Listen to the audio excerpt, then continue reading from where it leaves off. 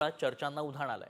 महापालिका निवडणुकीआधीच ठाकरे बंधूंची युती झाली तर भाजपला पालिका निवडणुकीत आणखी जोर लावावा लागेल। मात्र भाजपला ठाकरेंच्या युतीची भीती आहे का? ठाकरे बंधू एकत्र आल्यास काय परिणाम होतील पाहूया। या महाराष्ट्राच्या अस्तित्वासाठी, मराठी माणसाच्या अस्तित्वासाठी ही भांडणं आणि हे वाद आणि या सगळ्या गोष्टी अत्यंत क्षुल्लक आहेत, अत्यंत क्षुल्लक आहेत। माझं तर मत असं आहे की मराठीसाठी आणि महाराष्ट्राच्या हितासाठी अगदी किरकोळ भांडणं, तुम्ही बाहेर गेल्यानंतर बातम्या वाचल्यानंतर कळेल मी किरकोळ भांडणाचा संदर्भ काय आहे। किरकोळ भांडणं बाजूला ठेवायला मी सुद्धा तयार आहे आणि मी सुद्धा सर्व मराठी माणसांना या हितासाठी, महाराष्ट्राच्या हितासाठी, मराठीसाठी एकत्र येण्याचं आवाहन करतोय। ज्या रस्त्यावर चालू आहेत आपण चाललो त्याच्यावरच चालूया, आपण रस्ता बदलू नको। तुम्हाला एकच स्पष्ट सांगतो, मला वाटतं दोन पक्षप्रमुखांनी जे काही बोलायचं होतं ते जाहीरपणे आपल्याच माध्यमातून बोलून झालेलं आहे। त्याच्यावर आम्ही कार्यकर्ते म्हणून पुढे काही बोलणार। ऐकलत? ठाकरे बंधूंवर प्रेम करणाऱ्यांना यापेक्षा अजून मोठा पुरावा काय हवा? 20 वर्षांपूर्वी दुरावलेले ठाकरे बंधू एकत्र येणार आहेत। होय, तसं आम्ही नाही तर खुद्द ठाकरे बंधूंनीच त्याचे संकेत देत म्हटलंय। ठाकरे ब्रँडसाठी अखेर ठाकरे बंधू मैदानात उतरले असं म्हटलं तरी चुकीचं ठरणार नाही, कारण नुकत्याच झालेल्या निवडणुकांमध्ये दोन्ही ठाकरे बंधूंची अक्षरशः धुळधाण झाली। राज ठाकरेंचा मुलासह सगळ्या जागांवर दारुण पराभव झाला, तर उद्धव ठाकरेंकडून पक्ष, चिन्ह असं सगळंच गेलं। आणि म्हणूनच गेल्या 30 वर्षांपासून हातात असलेल्या मुंबई महापालिकेसोबतच राज्यातील स्थानिक स्वराज्य संस्थांच्या निवडणुकांमध्ये अस्तित्व टिकवण्यासाठी का होईना पण दोन्ही ठाकरे एकत्र येत आहेत। मात्र या दोन भावांच्या युतीचे राज्याच्या राजकारणावर काय परिणाम होऊ शकतात तेही पाहूया। मराठी माणसाच्या राजकारणाला एक संयुक्त व्यासपीठ मिळेल। मराठी अस्मितेचा कमकुवत झालेला मुद्दा पुन्हा बळकट होईल। ठाकरे बंधूंच्या युतीचा दोन्ही ठाकरेंना मतपेटीतून फायदा। प्रतिष्ठेच्या मुंबई महापालिकेवर ठाकरे सेनेला वर्चस्व राखण्यात मदत। मुंबई, ठाणे, पुणे यासारख्या शहरी भागात मोठा परिणाम। ठाकरे बंधू एकत्र येण्याचे फायदे जरूर आहेत, मात्र हे मनोमिलन वाटतं तेवढं सोपं नाही। ठाकरे सेना आणि मनसेच्या युतीसमोरील संभाव्य आव्हानं काय असू शकतात त्यावर देखील एक नजर टाकूया। युतीचं नेतृत्व कोण करणार?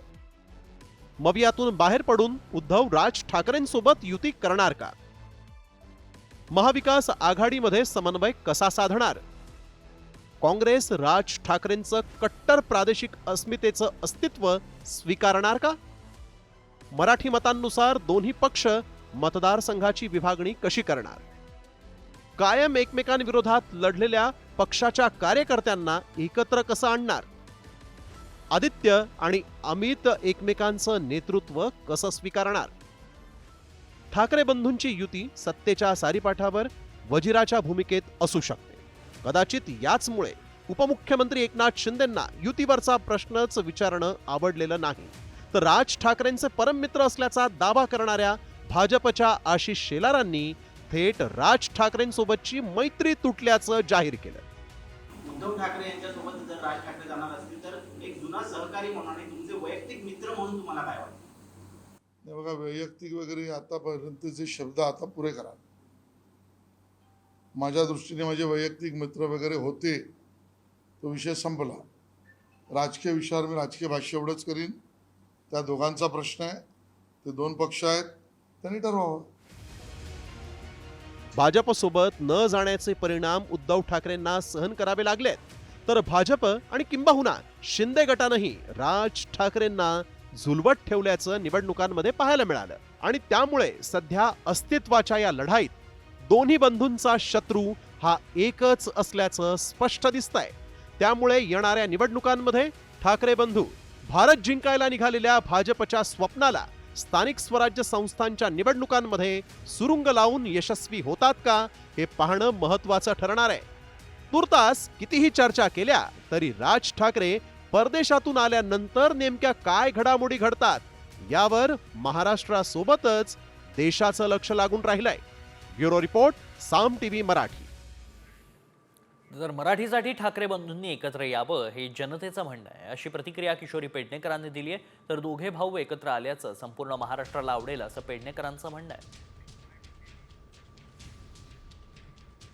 दोन ठाकरे का एकत्र यावे याचा अनेकदा म्हणजे लोकांचं उत्तर आहे, जनतेचं आहे की बाबा मराठी भाषा किंवा महाराष्ट्राचा जो ऱ्हास आहे त्या पद्धतीने जर भाऊ एकत्र येणार असतील तर लोकांना आवडेल. मला नाही, अख्ख्या महाराष्ट्राला आवडते तर मी कोण आहे? दोन भावांच्या मध्ये उभी राहण्याने मी कोण आहे? जर अख्ख्या महाराष्ट्राला आवडतंय तर महाराष्ट्राबरोबर चालणारे आम्ही लोक आहोत. नव्या युतीच्या दिशेनं उद्धव ठाकरेंचं एक पाऊल पुढे पडलंय. ठाकरे गटाच्या मुखपत्रातून राज ठाकरेंना साथ घालण्यात आली आहे. राज ठाकरे आता काय प्रतिसाद देणार याकडे सगळ्यांचंच लक्ष लागलंय. पाहूया. नव्या युतीसाठी ठाकरेंचं एक पाऊल पुढे.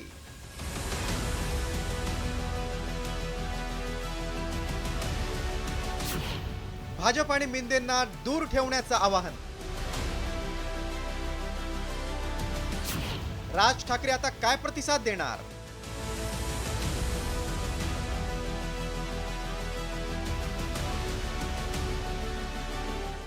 ठाकरे बंधूंच्या युतीच्या चर्चेनं अवघ्या देशाचं लक्ष वेधून घेतलंय. त्यातच आता ठाकरे गटाच्या मुखपत्रातून संजय राऊतांनी महाराष्ट्राला आणखी काय हवं असं म्हणत राज ठाकरेंना आणखीन एक अघोषित अट घातली. भाजप आणि मिंदे या लोकांना दूर ठेवलं तर वाद राहतोच कुठे असा सवाल केलाय. मात्र ही अट नसून त्यामागे उद्धव ठाकरेंची वेदना असल्याचंही राऊतांनी म्हटलंय. मागे आम्ही काय बोललो, ते काय बोलले, त्यांनी काय टीका केली, त्यांनी काय भूमिका मांडली हे विसरायला पाहिजे पुढे जाताना. याला सकारात्मक दृष्टिकोन म्हणतात.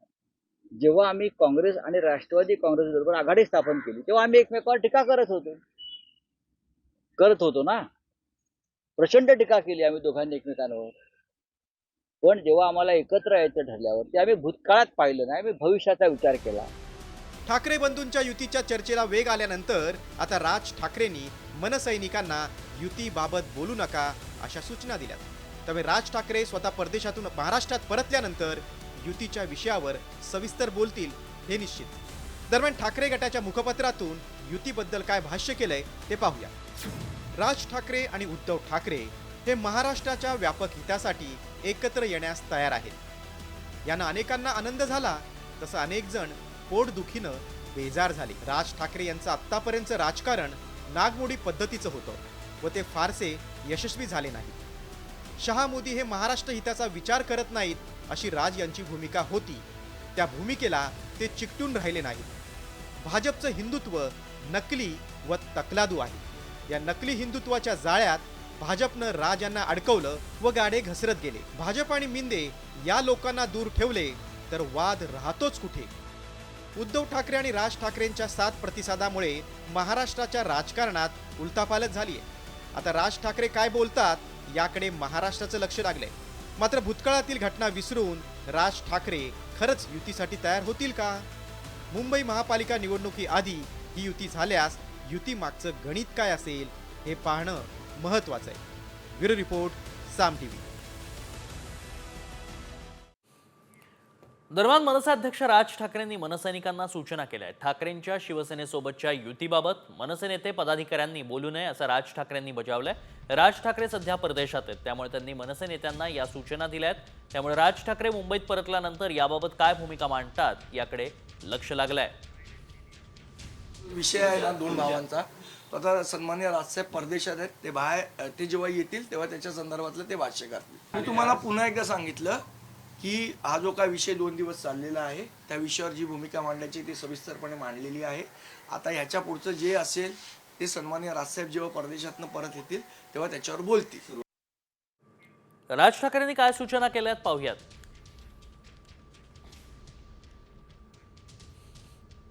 ठाकरे बंधू एकत्र येण्याबाबत बोलू नका. मनसैनिकांनी युतीबाबत कुठेही बोलू नये. संवेदनशील विषयावर कोणीही बोलू नका. परदेशात असल्यानं राज ठाकरेंच्या सूचना. राज ठाकरे उद्धव ठाकरे युतीवर अनेक राजकीय प्रतिक्रिया समोर येत असतानाच उपमुख्यमंत्री एकनाथ शिंदे मात्र काहीच बोलायला तयार नाहीयेत. त्यामुळे खासदार संजय राऊतांनी शिंदे गटाला पुन्हा डिवचलंय. राऊतांकडून एक्सवर एक व्हिडिओ ट्विट करण्यात आलाय. या व्हिडिओसोबत राज उद्धव यांच्यात 7 प्रतिसाद सुरू झाल्यावर असा उल्लेख करण्यात आलाय. तुम्ही त्यातला संदेश काढा, कुठे आग लागले कोणाच्या बुडाला. अहो तुम्हाला सगळं माहिती आहे, तुम्हाला सगळं माहिती आहे. कोणाच्या बुडाला किती आग लागली आणि आग कशी धो बाहेर पडते, धूर कसा बाहेर पडतो आहे. एकनाथ शिंदेचं अस्तित्व त्यांना धुरासारखं म्हणजे जळतं लाकूड आहे, मी नेहमी म्हणतो. पाटणकर काढा त्यांना दिला एकनाथ शिंदेंनी, त्यातूनही त्यांचे सुधारलेले नाही. आता कैलास जीवन लावावं लागणार आहे त्यांना. 2023 मध्ये राष्ट्रवादीच्या फुटीनंतर अजित पवार विरुद्ध शरद पवार यांच्यात राजकीय संघर्ष टोकाला गेला होता आणि त्यातच लोकसभा निवडणुकीत पवार कुटुंब आमनेसामने आलं. मात्र पवार काका पुतण्यांमध्ये आता भेटीगाठी वाढतायत. दोघंही एकत्र असल्याची चर्चा रंगतीये. या जवळकीचं कारण काय बघूया. काका पुतण्या एकत्र येणार.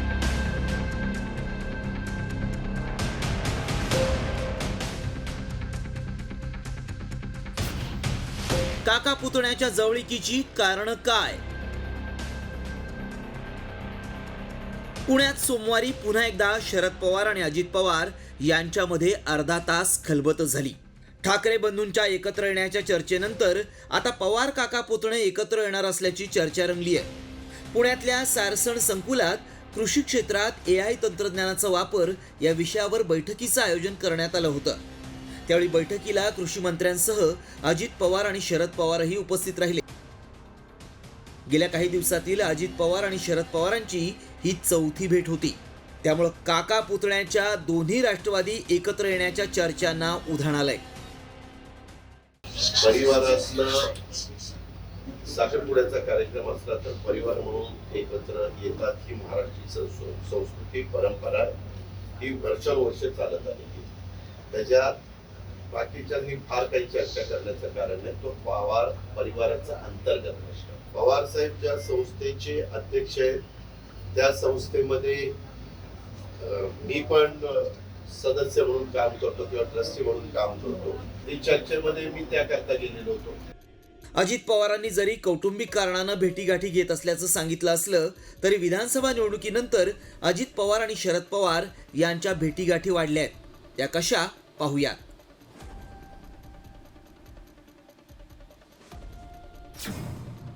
12 डिसेंबर 2024 वाढदिवसाच्या निमित्तानं शरद पवारांच्या निवासस्थानी दिल्लीत भेट झाली. 23 जानेवारी 2025 पुण्यातील वसंतदादा शुगर इन्स्टिट्यूटच्या वार्षिक सर्वसाधारण सभेत दोघांची भेट झाली आणि अर्धा तास बंद दाराआड चर्चा देखील झाली. 27 जानेवारी 2025 तब्येतीची विचारपूस करण्यासाठी अजित पवारांनी शरद पवारांना फोन केला. 22 मार्च 2025 अजित पवार आणि शरद पवार बैठकीसाठी एकत्र आले. 10 एप्रिल 2025 जय पवार यांच्या साखरपुड्याच्या कार्यक्रमात संपूर्ण पवार कुटुंब एकत्र आलं. 12 एप्रिल 2025 रयत शिक्षण संस्थेच्या कार्यक्रमातही शरद पवार आणि अजित पवार एकत्र आले. 21 एप्रिल 2025 पुण्यात कृषी क्षेत्रात AI तंत्रज्ञानाचा वापर या विषयावर आयोजित बैठकीत शरद पवार आणि अजित पवार एकत्र आले. राष्ट्रवादीच्या फुटीला आता 1.5 वर्ष झाले, पण अजित पवारांच्या मनातून शरद पवारांवरचं प्रेम काही कमी होताना दिसत नाहीये. त्यामुळे अजित पवारांनी जुन्या वादाला भावनिक किनार दिलीये का असा प्रश्न निर्माण झालाय. आता हे दादांचं वक्तव्य ऐका. आम्ही घेतलाच ना निर्णय. आम्ही पण घरामध्ये आम्ही पण पवार साहेबांना दैवत मानत होतो, आजही मानतो. अजित पवार आणि शरद पवारांच्या भेटीगाठींबद्दल आता महाविकास आघाडीमध्येही प्रतिक्रिया उमटतायत. शिंदेंसोबत आम्हाला कधी पाहिलं का असा सवाल करून राऊतांना नेमकं काय सुचवायचं होतं असा प्रश्न निर्माण झालाय. एका ठिकाणी शिवसेना आणि मनसे एकत्र येत आहेत, पण राष्ट्रवादी दोन्ही एकत्र यावं असं वाटतं. आम्हाला निश्चितपणाने एकत्र आलं तर आनंदच होईल. ते एकत्र आलेलेच आहेत ना.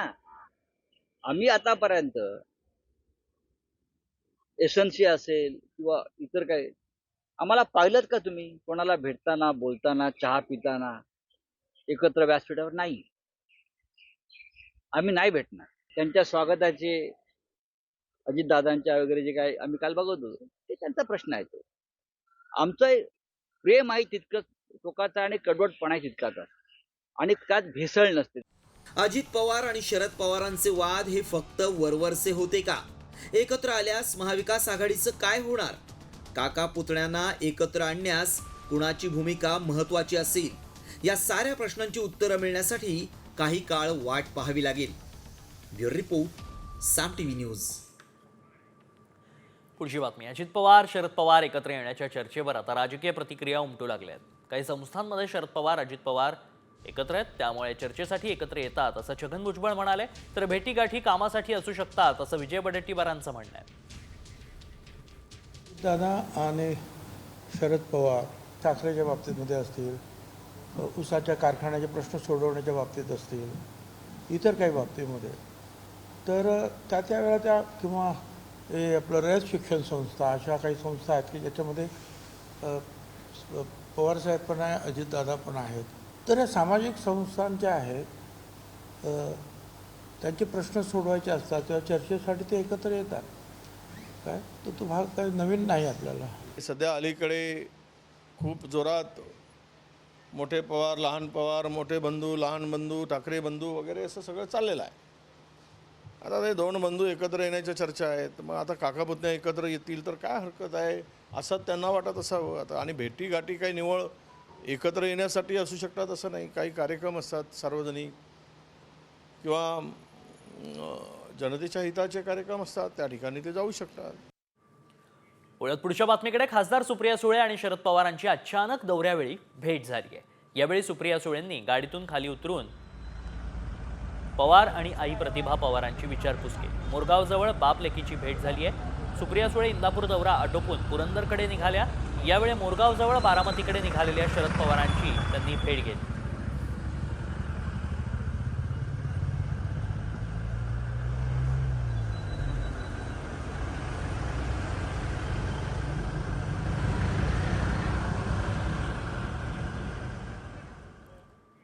माजी आमदार झिशान सिद्दीकी यांना जिवे मारण्याची धमकी आली. एक मोठी बातमी या क्षणाची. झिशान सिद्दीकींच्या घरी पोलीस दाखल झाले. डी कंपनीच्या नावे झिशान सिद्दीकीला धमकीचा मेल आलाय. झिशान यांच्याकडून 10 कोटीच्या खंडणीची मागणी करण्यात आली आहे.